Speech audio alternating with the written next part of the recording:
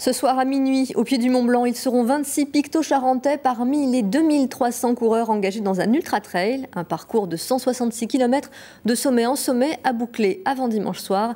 Un exercice éprouvant pour le corps comme pour le mental. Nous avons rencontré l'un des athlètes avant son départ pour la Haute-Savoie. Les images sont de Francis Tabuteau. L'an dernier, il y était, mais il n'a pas été tiré au sort pour prendre le départ.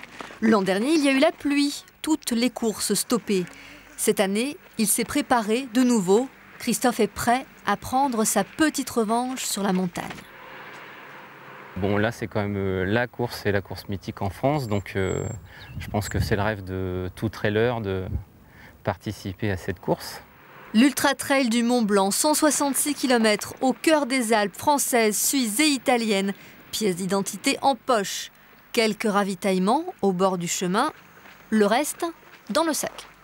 Le but du jeu est de prévoir entre les ravitaillements, quoi. Donc là, pour la première partie jusqu'au kilomètre 80, j'ai prévu environ 5-6 gels, notamment à base de caféine ou de taurine ou des choses comme ça, des coups de fouet, quoi, hein. C'est du dopant autorisé? C'est du dopant autorisé. Le but est de boucler le parcours dans le temps le plus court, une vingtaine d'heures pour les meilleurs, 46 heures maximum autorisées. Ce sont les 9500 mètres de dénivelé cumulé qui dictent le rythme.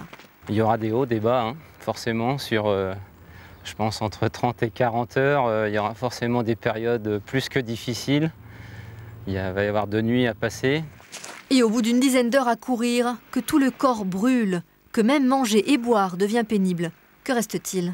On pense à tous les sacrifices qu'on a faits ou qu'on a pu faire à la famille, notamment là, depuis ces derniers mois.